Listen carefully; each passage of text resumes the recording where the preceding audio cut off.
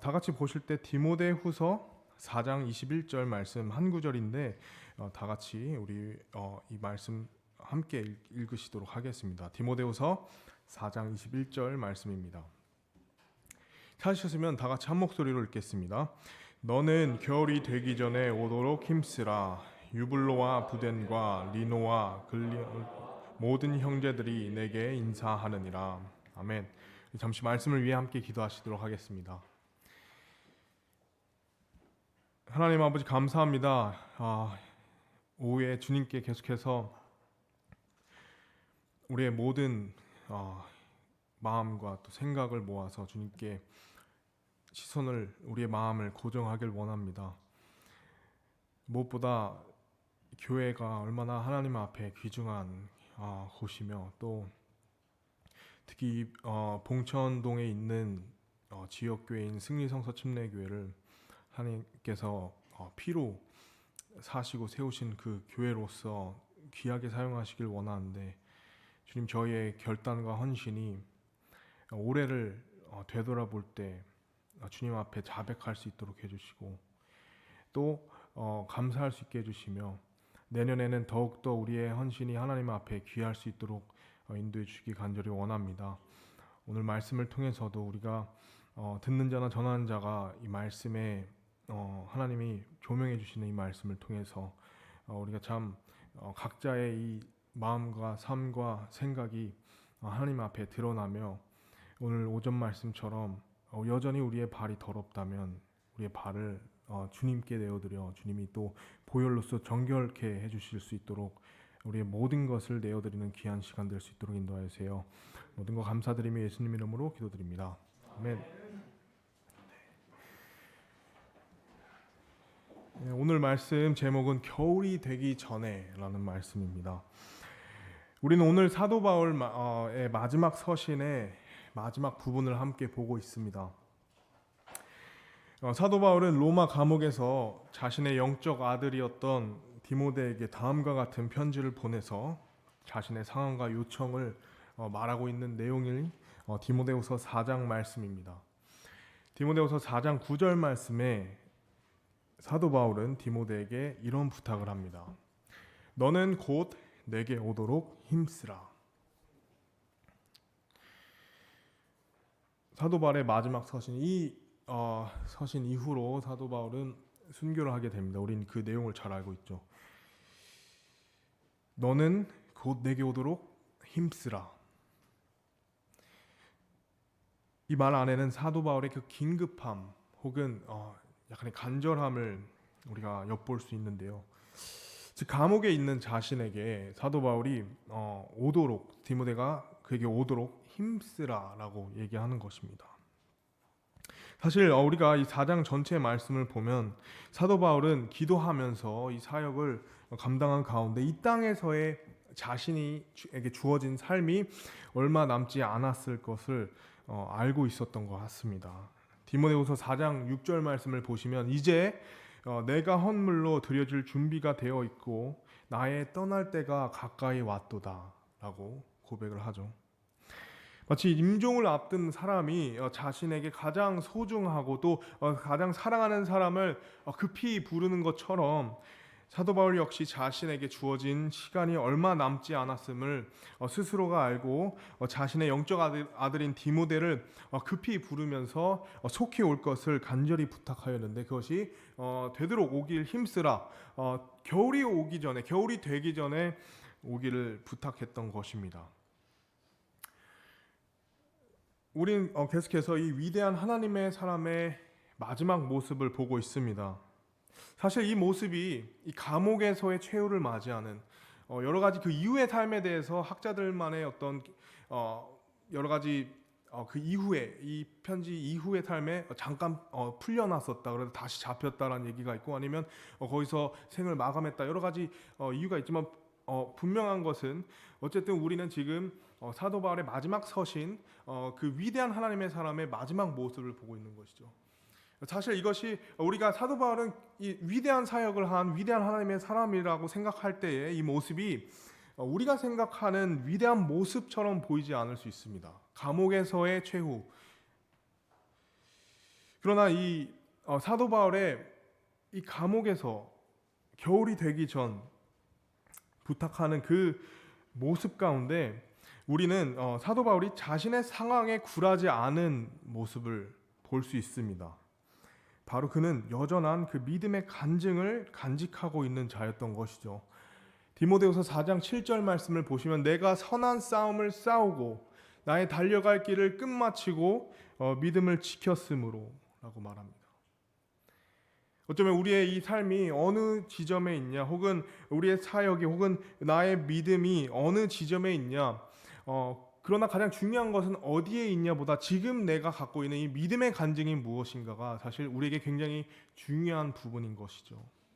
저는 오늘 이 시간 오후에 우리의 믿음의 고백이, 믿음의 간증이 사도 바울과 같기를 원합니다. 올해를 돌아보면서 우리의 평가도 사도 바울과 같기를 원합니다. 내가 선한 싸움을 싸웠다. 내가 올해 하나님께서 나에게 보여주신 그 길을 달려갔을 뿐만 아니라 이젠 거의 끝마칠 때가 되었다. 뿐만 아니라 나의 믿음을 지킬 수 있었다. 이 고백이 올해 우리의 평가가 되길 원합니다. 만약 그렇지 않다면 이것이 나의 내년의 모습이 되길 원합니다. 나의 내년에 이 사도 바울처럼 그 다짐이 되기를 원하는 것입니다.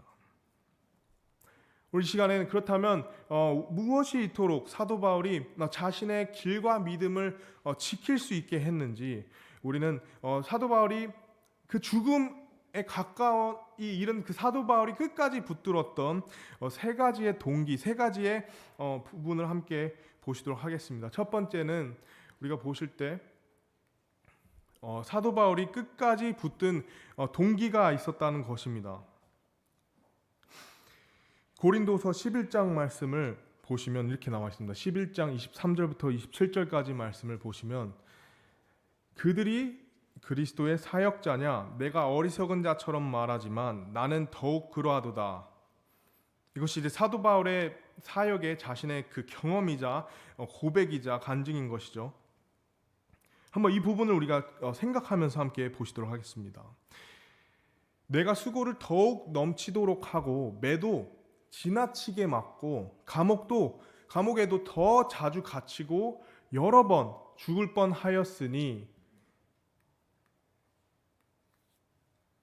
내가 유대인들로부터 마흔에서 하나 뺀 매를 5번 맞았고 3번 몽둥이로 맞고 1번 돌로 맞고 3번 파선을 당하여 한 밤과 한 낮을 깊음 속에 있었으며 자주 여행하면서 물들의 위험과 강도들의 위험과 내 동포로 인한 위험과 이교도들로 인한 위험과 도시에서의 위험과 광야에서의 위험과 바다에서의 위험과 거짓 형제들 가운데서의 위험을 당하였고 지치고 아프며 여러 번 밤을 새우고 굶주리며 목마르고 여러 번 금식하며 추위를 당하고 헐벗었노라.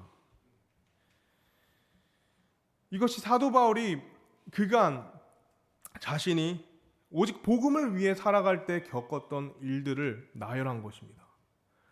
우리가 알다시피 유대인이 그 40대에서 한 번을 뺀 39대의 매를 정한 이유는 40대를 맞으면 기절할 것이기 때문에 그 강도가 그만큼 셌기 때문에. 근데 그 매를 형벌을 무려 5번이나 받았다고 얘기하죠. 한 번 돌로 맞았을 때, 그죠?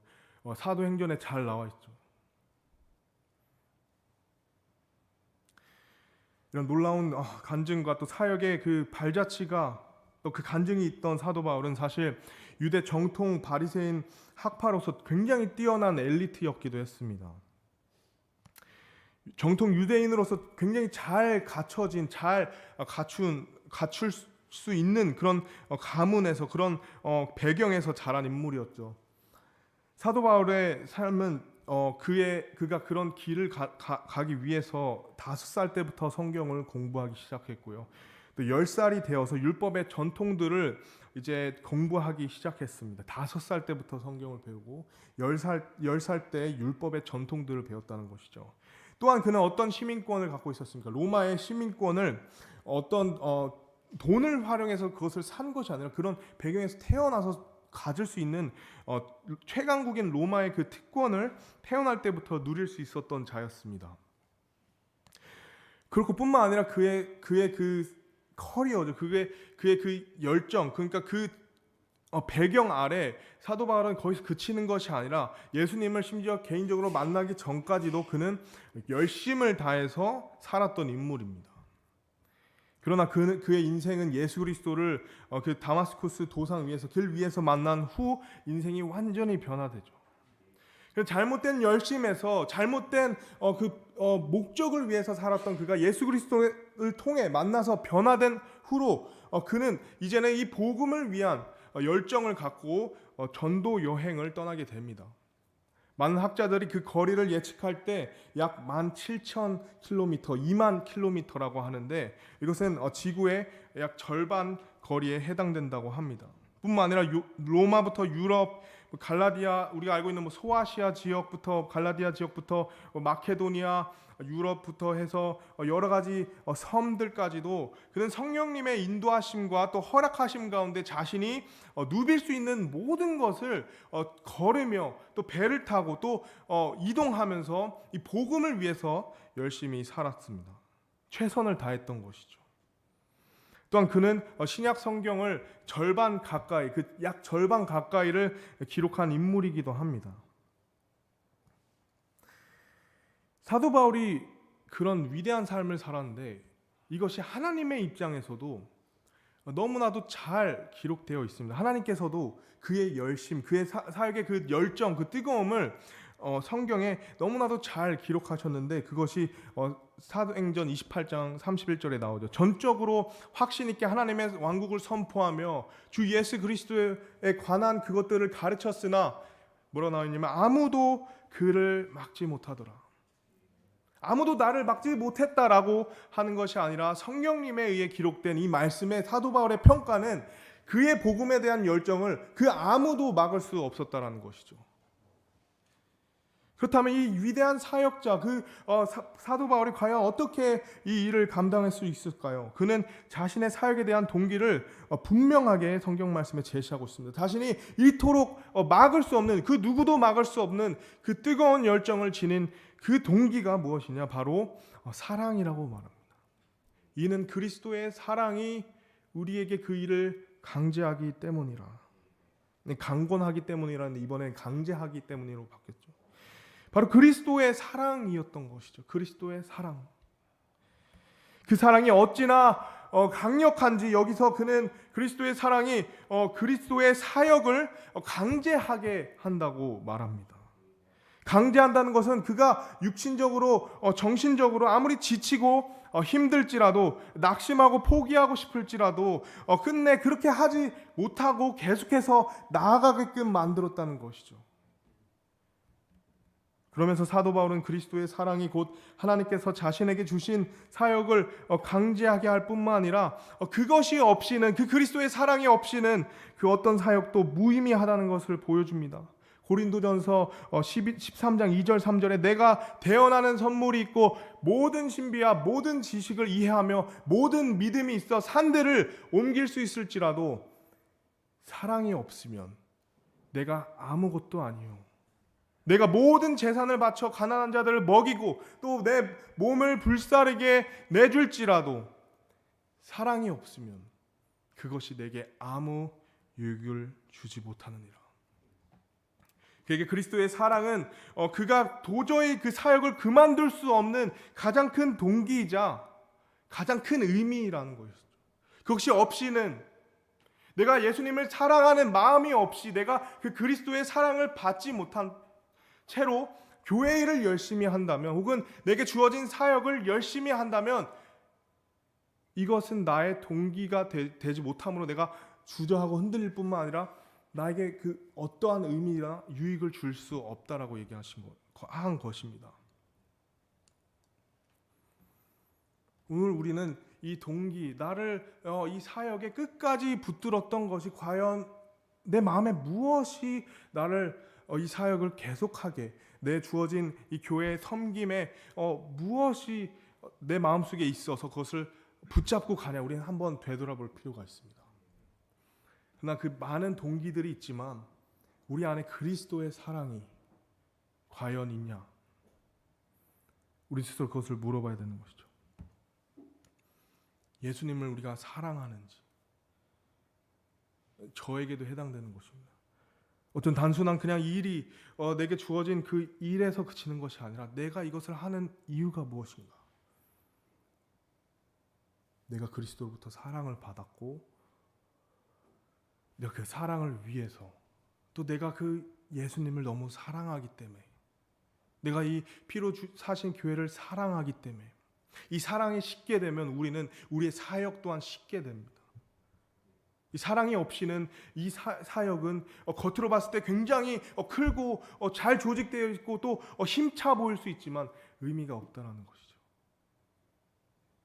오늘 우리가 우리 스스로에게 질문해야 될 부분은 그리스도의 사랑이 나의 삶과 사역의 동기가 되고 있냐 이것입니다. 그리스도의 사랑이 나의 삶과 나의 사역의 동기가 되어 있냐.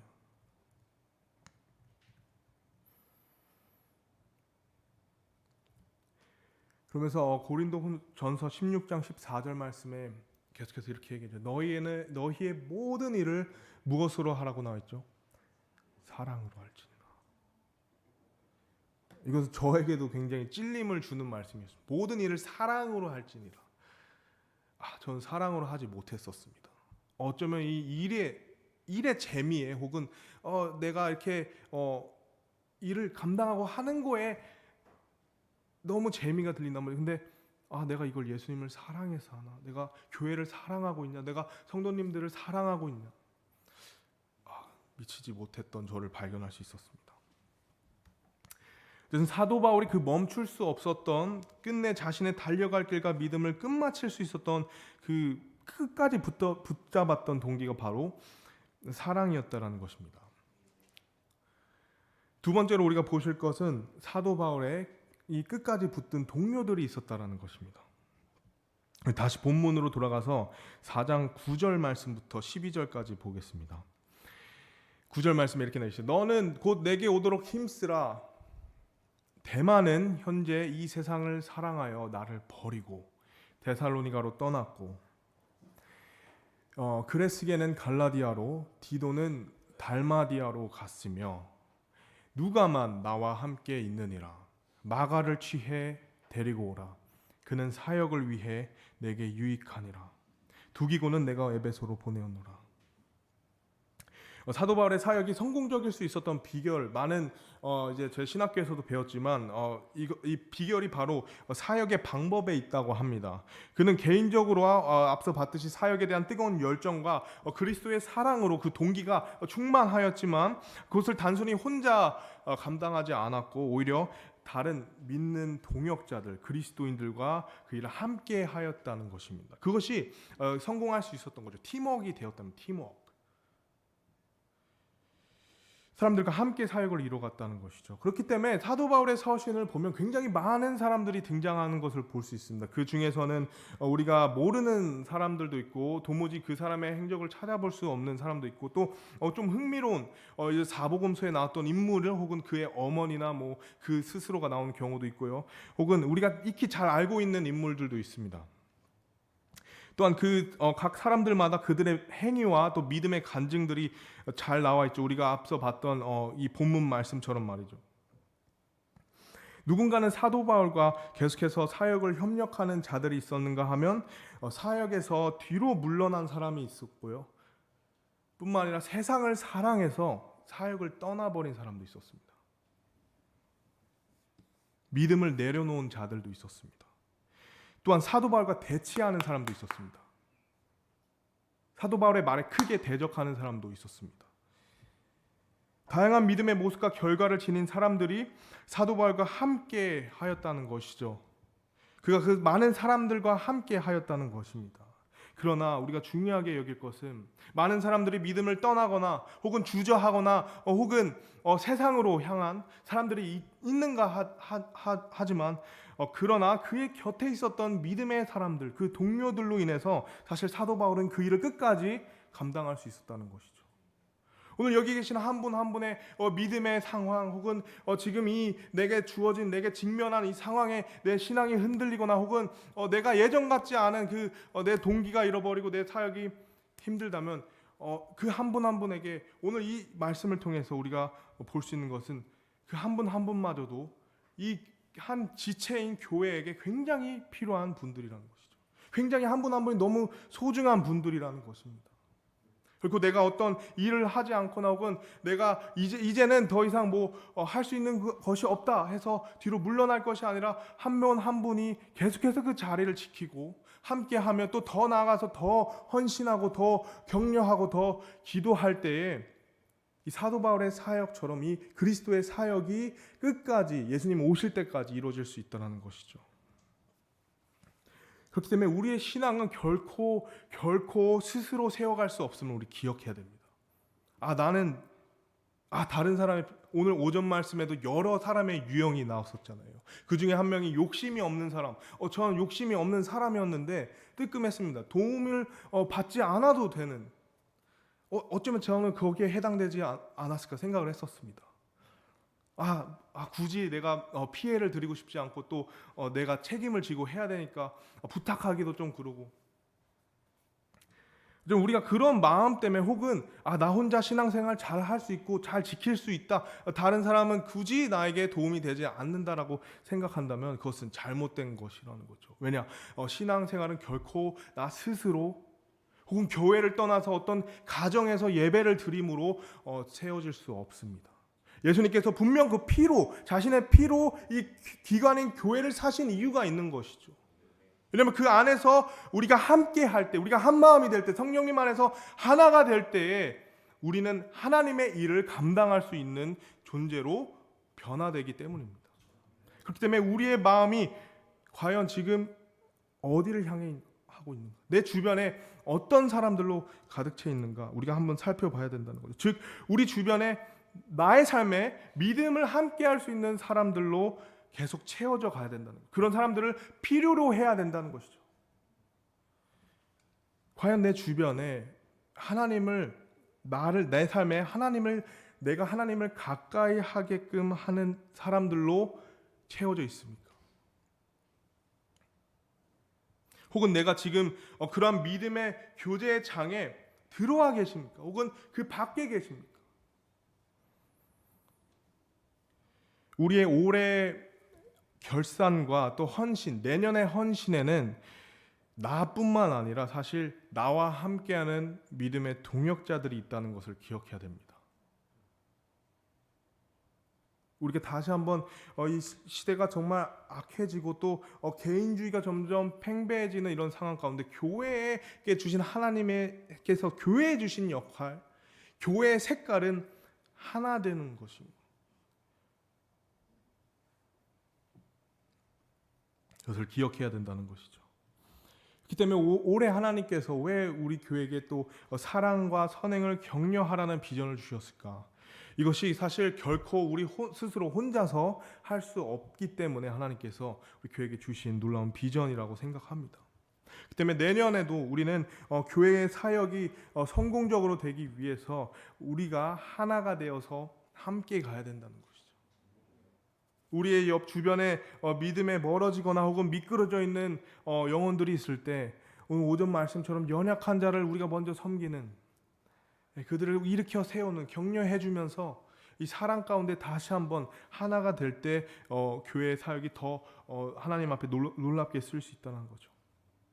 뿐만 아니라 내년에 나의 신앙이, 또 믿음의 생활이 성공적으로 되기 위해서, 형통하기 위해서는 내 스스로 잘하는 것이 아니라 나와 함께 할 수 있는 사람들이 필요하다는 것입니다.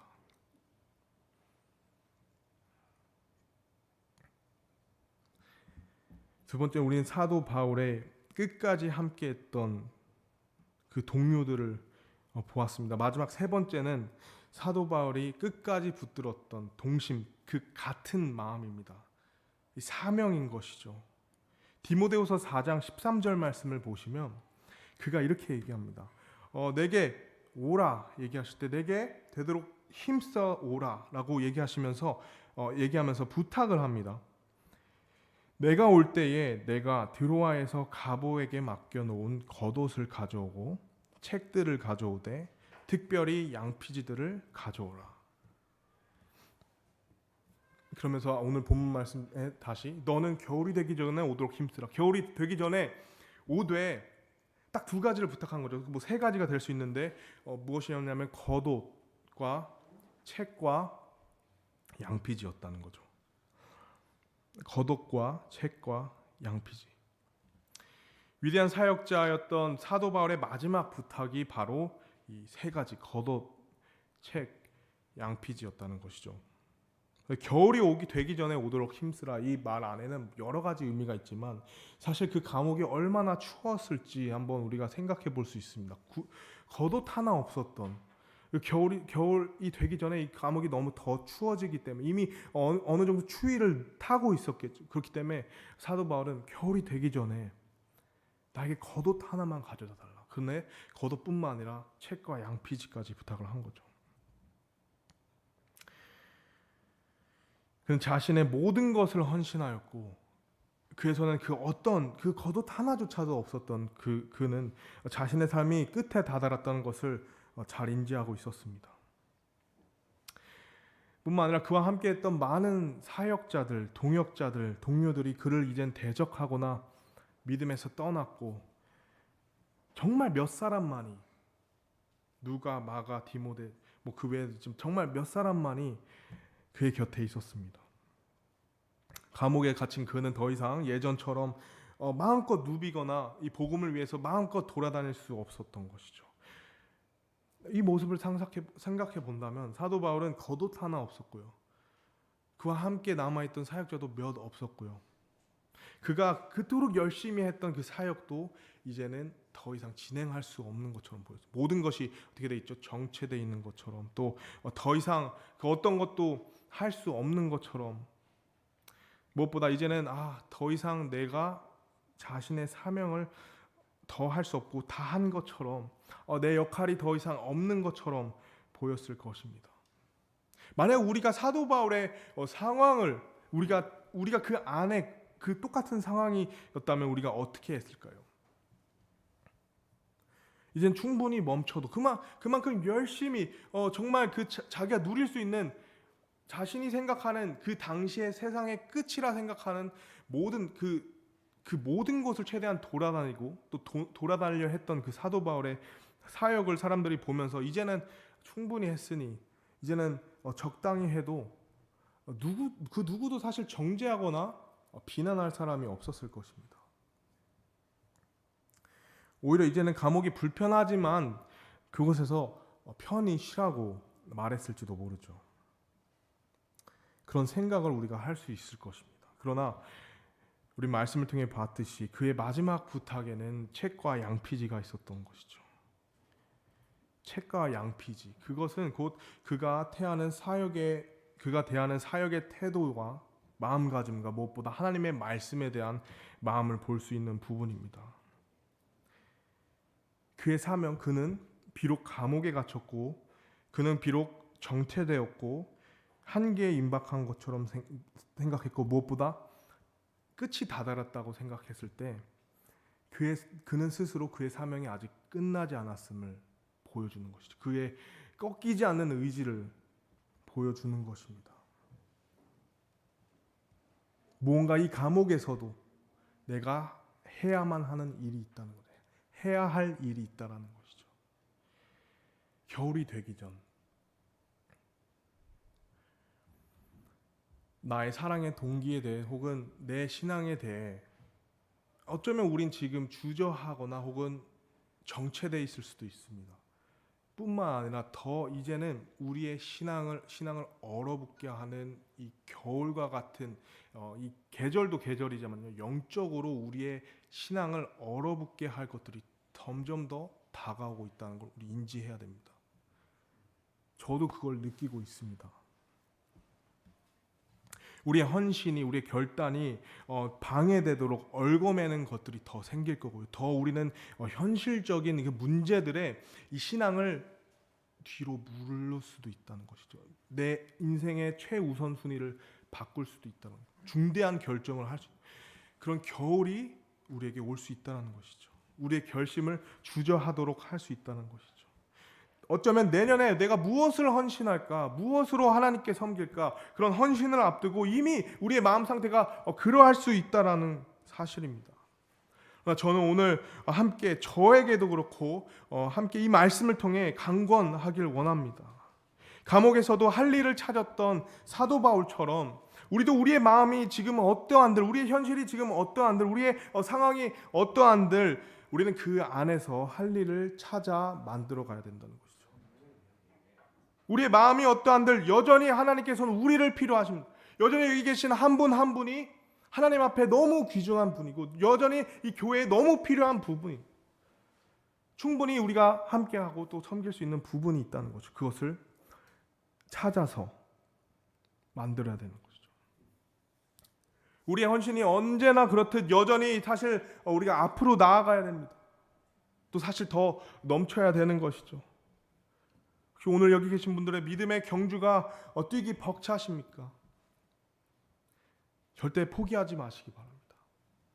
때론 걸어야 될 때가 있다면 걸으시기 바랍니다. 그러나 멈추지 마시기 바랍니다. 포기하지 마시기 바랍니다. 어느 날 걷다 보니 걷는 것도 벅차시죠. 조금 속도를 낮추십시오. 그러나 앞으로 나아가시기 바랍니다. 포기하지 마시기 바랍니다. 더 이상 걷기도 어렵고 하면 주저앉아서 가만히 있는 것이 아니라 그럼에도 불구하고 천천히 한 걸음 한 걸음 계속 떼시기 바랍니다. 혹은 그 자리에 더 이상 나아갈 수 없을지라도 그 자리에 서 계시기 바랍니다. 제가 드리고 싶은 말씀은 저에게도 그렇고 우리가 포기해서는 안 된다는 것이죠.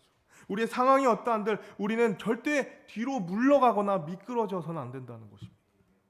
이것이 사도 바울이 오늘 우리에게 보여주는, 우리에게 또 교훈을 삼을 수 있는 부분인 것이죠. 감옥에서조차도 자신의 생의 끝이 다다랐음을 자기가 자신이 인정했음에도 불구하고 그의 부탁에는 단순한 겉옷이, 난 추우니까 이제 할 게 없으니까 따뜻하게 몸이라도 데피자가 아니라 책과 양피지를 가져오라 부탁했던 것이죠. 뭔가 할 일이 있었다라는 것입니다. 뭔가 해야만 하는 일이 있었다라는 것입니다.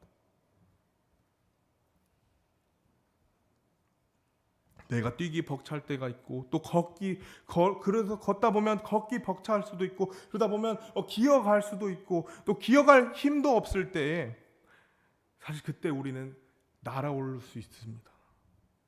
왜냐하면 하나님께서 이 믿음의 경주에 함께 하시기 때문입니다.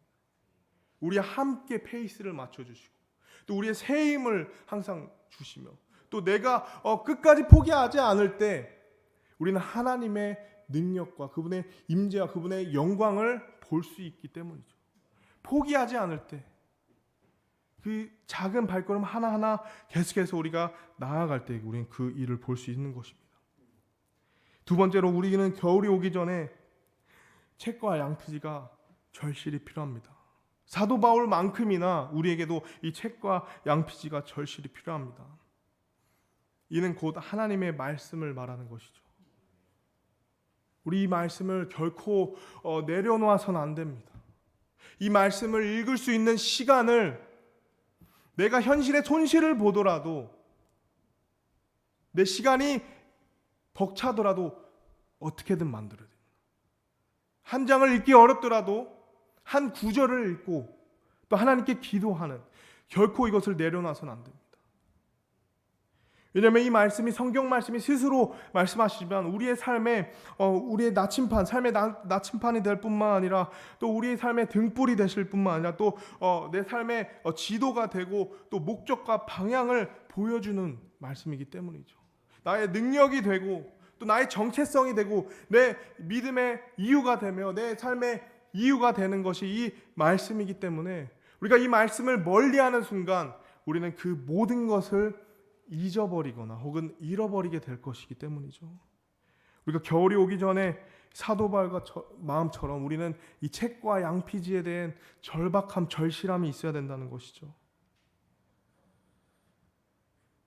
올해나 내년이나 인생의 봄이 오든 겨울이 오든 우리의 결단과 헌신에 사실 이 하나님의 말씀이 절대적으로 필요하다는 것입니다. 이 말씀이 우리에게 얼마나 지금도 말씀하고 계시고 또 얼마나 우리에게 말씀해 주시기를 원하며 또 얼마나 우리의 인생을 선하게 인도해 주시기 원하는 하나님의 마음과 뜻이 있음을 우리가 기억하고 이 책과 양피지에 대한 우리의 이것을 지키기 위해 우리가 이것을 굳은 마음으로 말씀을 읽어야 된다는 것이죠. 이 말씀이 나의 생명의 근원이 되어야 된다는 것이죠. 만약 올해 내가 하나님의 말씀과 가깝지 못했다면 내년에는 이 말씀에 우리가 정말 이 말씀을 위해 사력을 다하시기 바랍니다.